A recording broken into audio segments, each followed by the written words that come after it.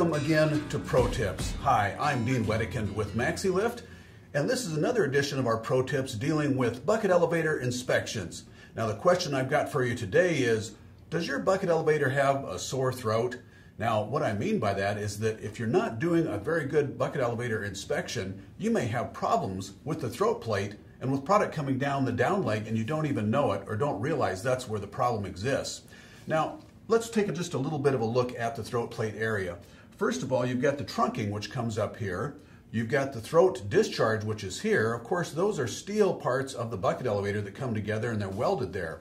What you need is a throat wiper that's going to come up close to the discharge of the buckets. In this case, we've got CC Max buckets in our sample bucket elevator here. And you have to have a throat wiper that comes up close enough to the bucket so that you have product that hits that wiper and falls on out. That way you're able to get a lot less product coming down the downside. We're going to look at a couple of examples, one in which we have a great example of a good throat plate and another one which was a real disaster. So let's take a look at a few of these photos. Okay, as we look at the photos, you'll notice we've got a 2-row bucket elevator here with 2 rows of Tiger Tough buckets. And we've got a great looking throat plate. And by that, what I mean is that you've got a UHMW material, which is a hard material, and slotted holes so that it can be adjusted up as close as possible to the buckets. And if you're using a mechanical splice, you can get it right up there really close to the buckets, and it's going to be that way through the entire roll of the whole belt all the way around. That helps to get the product going out the discharge, out the throat, and a lot less of it going down on the downside. Now, the interesting thing about this, we see the next photo, is that originally in this brand new bucket elevator, they had urethane throat plates in there. And urethane is a great wear material, but it's not a good material for a throat plate because it's flexible. It can bend down, it could possibly get caught on the buckets and cause damage or could come loose.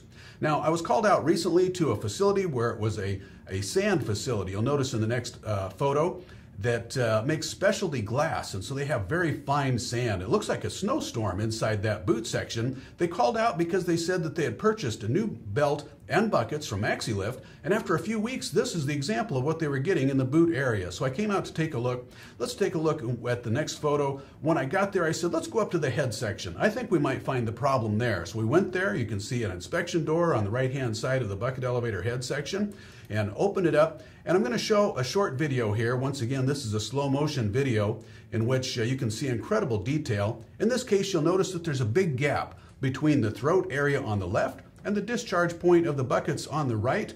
And that big gap is there because the throat plate is completely missing. This bucket elevator was not receiving new product, so everything that you see coming out of the buckets right there is being recirculated because there's no throat plate to catch it and continue on down through the throat. Now, of course, as you continue to watch the video, you see that there's a lot of product that's built up in the throat area, and you'd wonder, why is that? Why is it stopping right there? As we go just a bit further, you'll notice something is blocking the throat discharge, and in this case, it's actually the throat plate that has come loose. And what happened is that the throat plate is made of a rubber belt material, which is very flexible. Somehow it had gotten loose, gotten stuck, maybe got caught on the buckets, but somehow it had come loose and got lodged in there. This created a problem in the sense that you couldn't get the capacity needed out of the bucket elevator. It also caused a lot of back pressure, so you had air pushing out down through the bottom of the bucket elevator, causing the snowstorm that we had seen in the earlier scene. So as we look back here again at our bucket elevator, we look at the Maxi-Tough AA style nylon buckets. There was nothing wrong with the buckets, there was nothing wrong with the belt. The problem was the throat plate.